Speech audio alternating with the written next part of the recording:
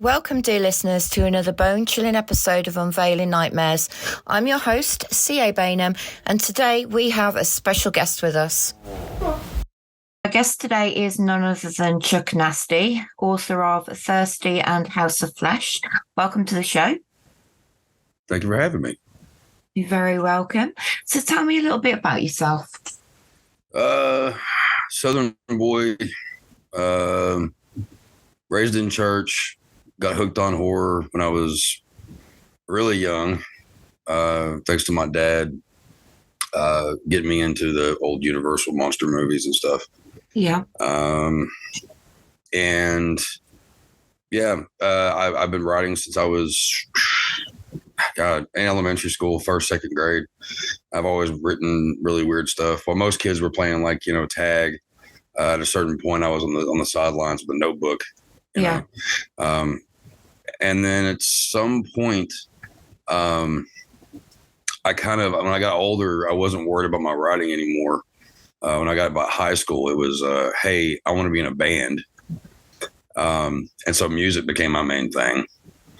And I don't know, I guess about 10 years ago, I really started really wanting to keep with the writing thing. Cause I'm kind of all over the place. I'm kind of I have to always be doing something. Yeah. Cause I don't believe in boredom. Okay. I believe that, there's always something to be done. Right. Mm-hmm. And so I play music, I write, I'm a single dad, constantly doing something. I am not really a fan of humanity, which is a big part in why I write the things that I do now. Yeah. Because that becomes a release, So, yeah, I'm just a small town little Southern boy with a devil on his shoulder. And you grew up, get my words right. You grew up with the church, but you started writing horror. How did that go down? My family was not they weren't uber strict Baptists, but I grew up with the part of church where it's some kind of a club, people would get together and meet up because we went. The church I went to was one of the biggest churches in my town. Yeah. It was people would show up and act like they liked you, and then when they saw you out, otherwise, they look at you like you're a piece of shit. Yeah. And I think it was I was 13 when I kind of said, I don't know about this whole God thing, Pops, and that's been a struggle ever since when it comes down to the father. But it's kind of helped me be a little more demented and not feel so bad about it when I'm writing lyrics or writing stories or books. Yeah, that's good. Okay, so tell me a bit about your books without giving away any of the spoilers. Thirsty, which was my first release, is a novella. Pretty much the idea of it is you're out in the middle of nowhere and all of a sudden there's a soda machine. Why is there a soda machine in the middle of nowhere? You don't know. But pretty much if you push the wrong buttons, it's going to be gruesome deaths of different calibers. Yeah. And it's actually the first of what's going to be a trilogy. Because I've already got it all planned out in my head. So I'm a trilogy guy. Yeah. Horror movies and shit inspire the hell out of me in my writing. I never wanted to be a director, but in my head when I'm writing, I have actors in my head. I see all this playing out, Yeah. So it's a trilogy, and I've got it planned out in my head and everything. The second book is going to be called Hungry with a question mark, and the third one's going to be called Horny with a question mark. Yeah. Thirsty's a fun little extreme. It's you think it's one thing, but it ends up being a whole lot more. So that story gets fleshed out. A lot of people have said that they want to hear, they want more of that. I'm like, well, it's not done. I'm not done with that story yet. Yeah. House of Flesh is my newest. Well, it's kind of funny saying newest. I mean, okay, it's my newest release, but I first started writing it 8 years ago, and I finished it a year and a half after I started it. Never thought it would see the light of day. It was supposed to be out before Thirsty, but it took a little longer for the woman that was editing for me and formatting to do it. Which I like people taking their time, so Yeah. that was okay. But House of Flesh, how it came about was when I got the writing itch to give it a try again. I was like, well, what are these places want submissions? What are they looking for? In the horror realm, and erotic horror was always popping up. Yeah. And I was like, well, shit, erotic horror. I've never really, I've written some kinky sex shit and that kind of thing, but I never really, kind of having something that surrounds it. And I decided to I don't know, write this book about this house that has a horrible past that has to do with weird porn, satanic orgies, and weird creatures and weird characters. And I'm incredibly proud of it. I'm incredibly proud of it. And I never it's in a weird way. It's kind of like a dream come true. Now that one's actually, it's a novel. It's a little longer than Thirsty. Yeah. Cause ends up, I think it being like 241 pages. So, which it probably wouldn't have ended up being that long, but when I wasn't aware that novellas were a thing. I didn't realize that people actually, I was like, when you're going to write a book, you got to write that lengthy novel. Right. Yeah. And I kind of, I stretched the story out, but I fleshed it out. Not stretched it. I fleshed it out a little bit more than I thought I was going to, and I think the end result was pretty good. And I'm pretty, like I said, I'm pretty proud of it and glad to have it out. Yeah, I mean, there's different book sizes now, isn't there, that you can actually publish. There's like a short story, novelette, novella. Yeah. And obviously, you've got your novels. Yeah. The splatterpunk thing and the extreme thing, I didn't really know that splatterpunk was a thing until the last few years. And I started getting on groups on Facebook, splatterpunk and all that, and realizing that, okay, there's a lot of, independent authors in here and there's a lot of support. I'm like, well, man, maybe I should get the laptop out again and really put my mind into this shit. And I was sold on it. People were very supportive of it, and so I started buying some books from a few people that would post and stuff about their stuff. And I was like, man, so these people, were putting out books that are 60 pages long. I'm like, this is great. I read 3 books in in one day when I first started getting into buying independent stuff. And I was like, I love this shit. This is my home, and it's been therapy, being able to have stuff out. And I don't know. It's kind of all I think about a lot of the times, and I got a lot to think about. My brain doesn't ever fucking stop. No, I know what you mean. Mine doesn't either. I mean, I didn't realize there was a splatterpunk genre until last year either. One of my books got compared as one of them, and I didn't realize that was a thing, to be honest. So, oh, nice.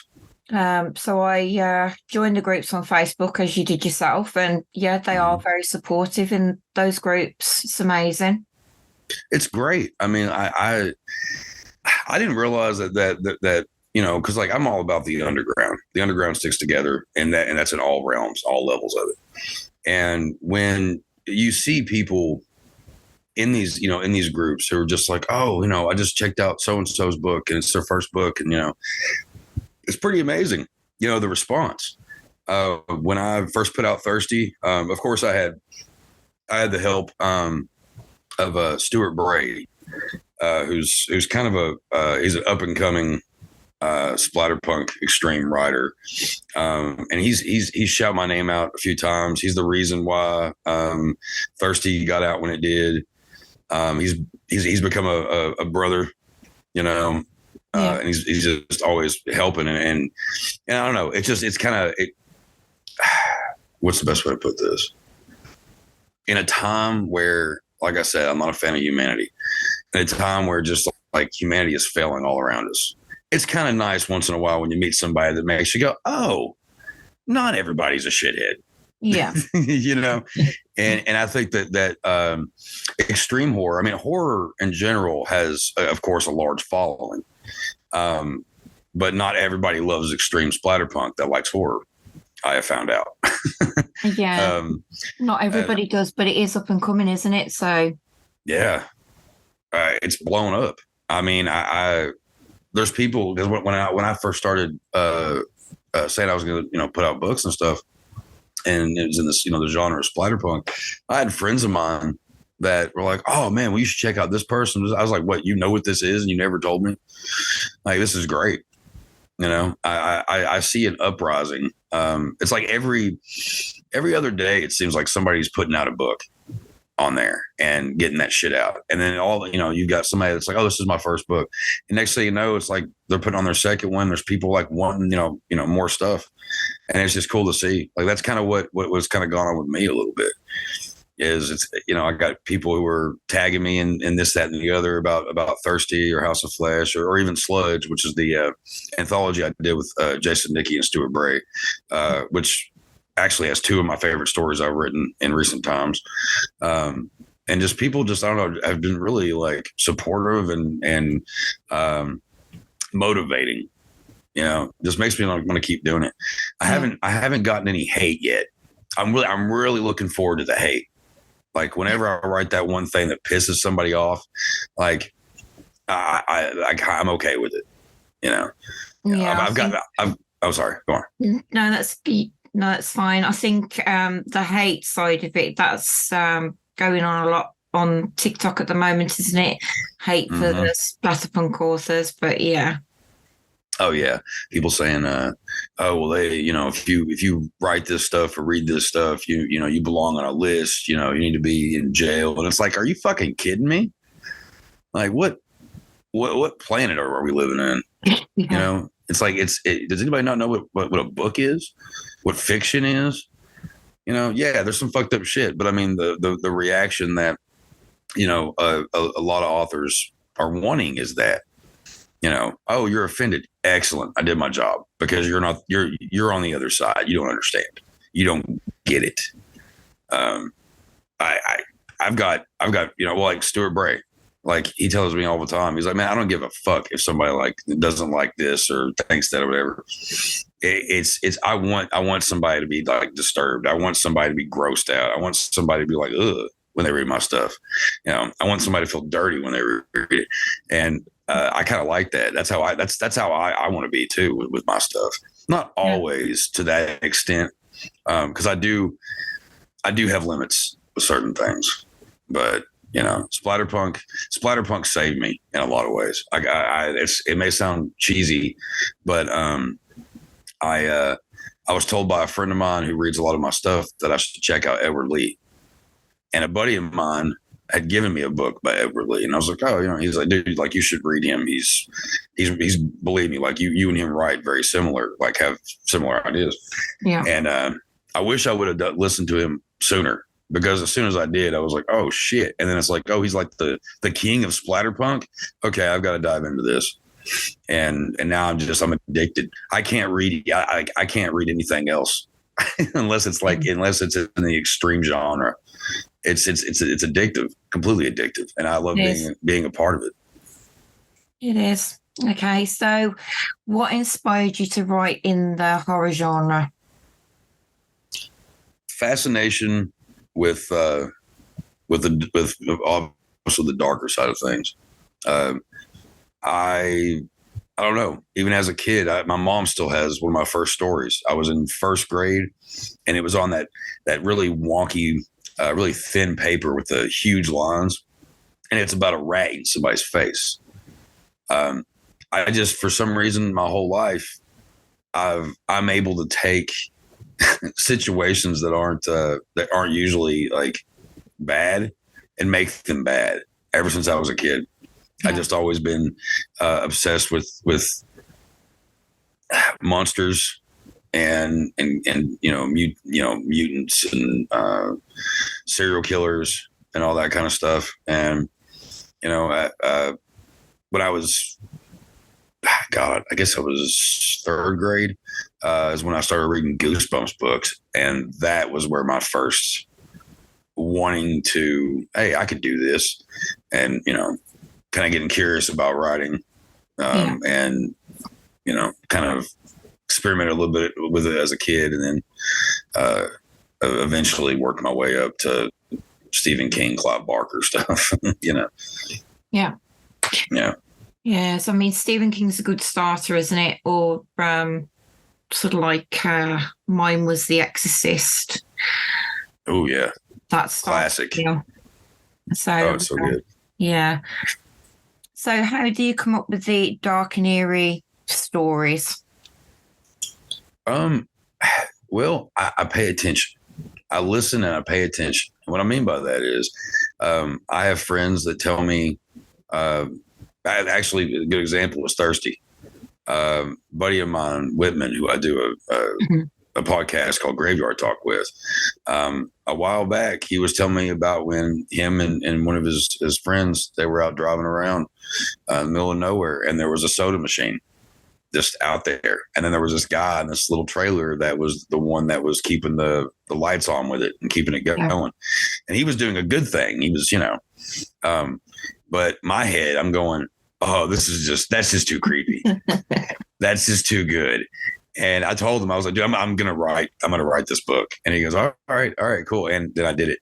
Of course I added my own little, fucked upness to it. But yeah, pretty much just listening to people's like stories sometimes, or I'll be watching something and it doesn't go the way I think it should. And I'm like, no, this would be much better. And I go, ooh, how can I use that?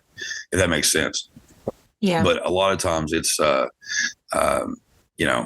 people that I know, and they're fucked up lives. Like, as not to say mine hasn't been, but just people's experiences, my experiences, and being able to flip anything into something sinister. I see it as a gift. Makes me happy. Yes. Yeah, you're right there. Fucked up lives do influence things. Okay, so what's the most challenging aspect of writing horror? Depending on how extreme you're going with it, and in what way you're writing it, it can mess with your head. I started what was originally supposed to be my next thing that I was going to release. I had to put on hold because it started getting a little too personal with feelings. Yeah.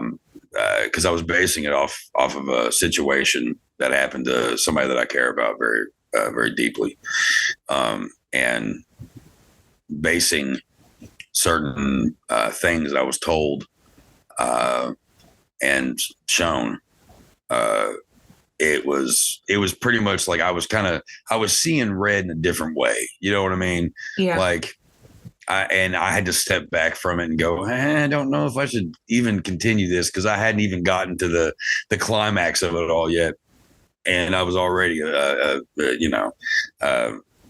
of, I don't know, when I had to step back for a second and take a breather when I'm writing certain things. That's when I'm like, okay, this is how this is going to go. Yeah. But that's pretty much the only, when it comes down to tapping into that stuff, it doesn't bother me tapping into the dark shit. Like, that doesn't bother me at all. like I said, it's a gift. But what bothers me is when it slightly takes over. It's supposed to be a release. It's supposed to be therapy. Yeah. So when it starts to like seep into my thought, and then I'm like, got to step back for a minute. And that one, like the novella I was telling you about, I literally sat at my laptop, wrote for an hour and a half. I don't think I even closed my eyes. I know I probably did, but I don't remember doing that. And when I got done, I was like, this is a moment to where I need to figure out what I'm doing next. Yeah. Because I might work on that for a little bit and then come back to this later on when it's not so much of a fresh wound, you know? Yeah. Do you ever scare yourself with what you write? Yeah. Sometimes.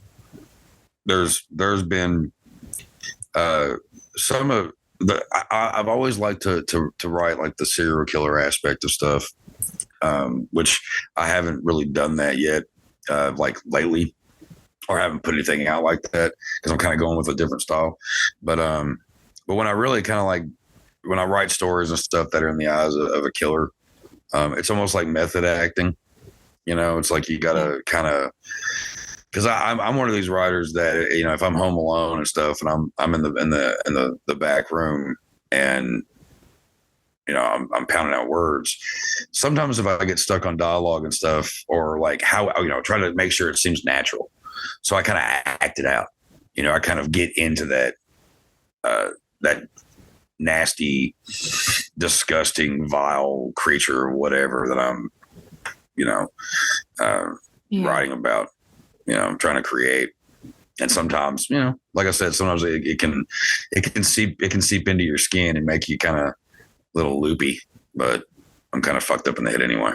Yeah, I'm sure you're not. Okay. Do you have any rituals that you like to do before you write or when you're writing? Yeah, actually, well, okay. So I have my morning and my night rituals, because if I feel like writing at night, I do something too. But usually in the mornings, get my son on his bus around close to 7:00. I'll make some tea, and I'll make sure I got smokes, and I'll put on really ambient, weird, like, you know, sounds and music. You know, sometimes I'll put on like sounds of a forest during, you know, a rainstorm, you know, or you know, some kind of weird synth instrumental 80s slasher film kind of sound stuff. And I'll honestly, I kind of give it up to the voodoo smoke. It kind of helps. Old cannabis. You know, light one up and kind of just take a minute just to figure, you know, if I'm working on something already, then I kind of figure out where, okay, this is where you left off. Just take a breather, inhale, exhale, and then eventually I'm like, all right, I'm good. And as soon as if I can go right back to where I was, then I usually don't stop. If it's something that I'm just starting, then after my mind seems right or whatever, as long as I have that first 2 or 3 lines that just make me happy. Yeah. Like if I'm not bored by that, then okay, cool. Because that's one of the most important things is what is the first thing somebody's going to read when they start reading shit? You know, it means more than a lot of people realize, even if it's just that first sentence. It has to be gripping. So I usually will sit there and then I'll just kind of like working over lines, you know, and it's just like different ways of wording stuff and you know, which angles am I going with, you know, like like I said, it's like making a movie in my head. I'm like a director in my head. Yeah. I see all the angles, I see all the actors, I see all the places. But that's my morning ritual. If I'm writing at night, my son goes to bed around 9:30, and I usually I'll chill out for a minute and find something to. I usually put on like a Stephen King interviews or Clive Barker interviews or different things like that. It kind of, you know, motivates me a little bit, or I'll read a chapter of a book. and then I'll sit down and I'll put on the weird ambient sounds, and I might crack open a beer, and then I'll just kind of whisk myself away into my own little dark mayhem, you know. Yeah. So how important is the research phase when you're writing on a new horror story? I mean, I don't do a lot of research with stuff. If it's like something that's factual, like, you know, like I don't like, you know, I want to make sure that you know, I name the right, like if it's a gun, a certain type of gun, I want to make sure I name it, you know, what it is, certain tool, that kind of thing. And if it's like, you know, historic, like a historic thing or whatever, I make sure I look it up. But other than that, it's kind of like just shitting out of my head, you know. Mine's body parts, or if something. I mean, my Google search would be horrendous. If ever the police were to do like a search of my Google history, they'd think I'd done something. Right. Yeah, but that's what I tend to research. Yeah. To make sure I've got everything correct. Yeah, because I mean, you don't want to give out, you know, bullshit. You know, like especially if it has to do with, like, you know, body parts. That's a great example of something that you kind of got to pay attention to. You know, it's like in that book Sludge, that anthology I told you I was a part of, and a story I wrote called Dickworm. I, you know, clearly, as the title says, there's a lot of anatomy. So I, you know, made sure that I spelled things right, that I got the, you know, the right body parts right, you know, and all that shit. So yeah, definitely, like body parts, historical facts, that shit.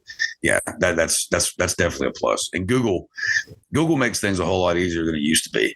Yeah. Now I don't have to have a huge fucking book next to me, or like 3 fucking books next to me to make sure that I didn't fucking say something wrong. Yeah. Type that shit in. Okay, so how has the horror genre evolved over the years, in your opinion? Oh, it's grown. Like I said, it's an uprising. I mean, at one time, as a kid, getting into scary stuff, I was a freak. I was a weirdo. Like, you know, you have those people that they, you know, they like a couple of horror movies, but they're not really horror fans. You know, and when you're like me and my crew, you know, growing up, it's like, you know, we're, you know, the Wolfman and all that, and then it became Freddy and Jason. And at a certain point, I don't really know what happened. I don't know if it was Scream that did it. Horror became a huge thing. So I just think it's growing. It started growing back around like when Scream came out and all that. Yeah.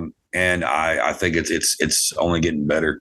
And I think that's in like everything, in movies and literature. I mean, like, again, going with the extreme splatterpunk genre, it's like there's a lot of people that I've seen who they get into it and they're like, I want to do this, you know, and it's inspiring.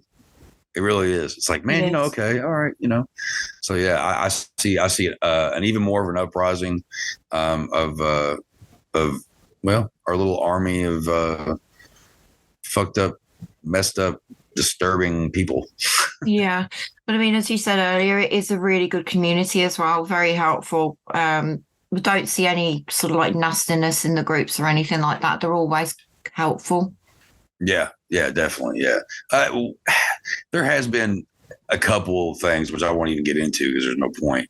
But not really. No, like 98% of the time, it's all positive, you know, with the community and how it is. And everybody's pretty much got everybody's backs.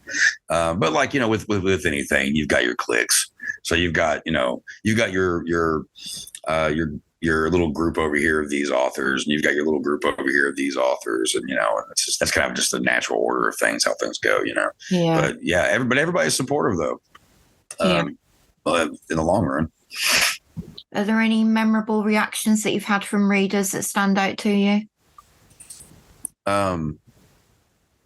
Yeah, like I've had people say, well, like the stories in Sludge, people said that they really enjoyed the stories, and that Dickworm, that they never read a story that made them itch so much.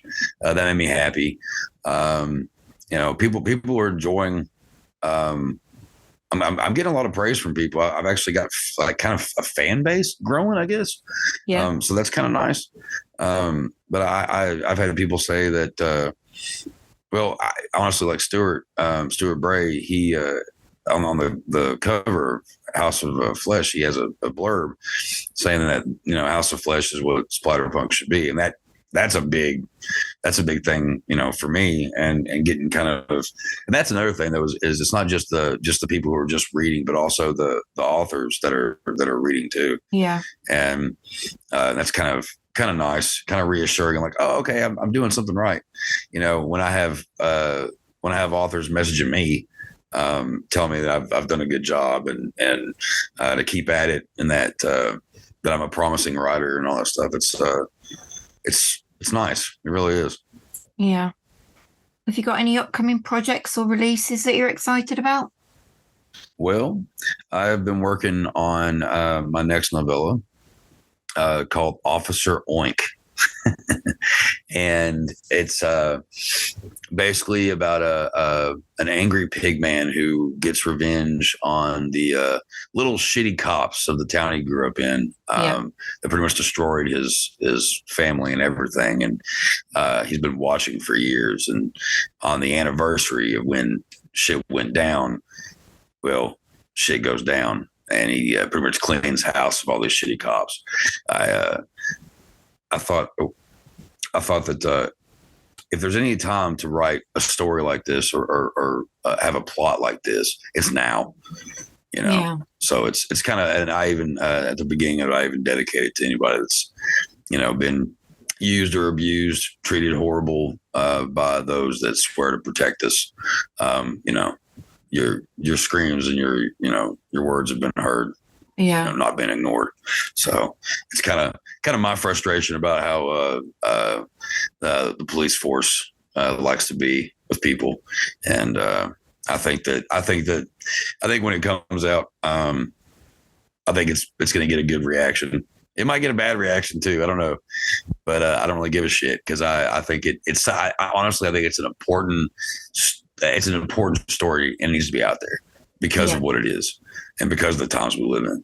Yeah. So that's the main thing that I've got coming out. That I'm working on. That'll be next. And I've got a few little short stories here and there.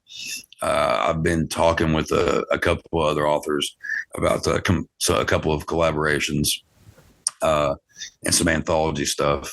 Nothing real set in stone yet. I'm kind of still in the talking stage, but it'll be out soon enough. That's brilliant. So we'll look forward to seeing those. What advice would you give to aspiring horror writers? Read and write every day. At least read every day. It really does help.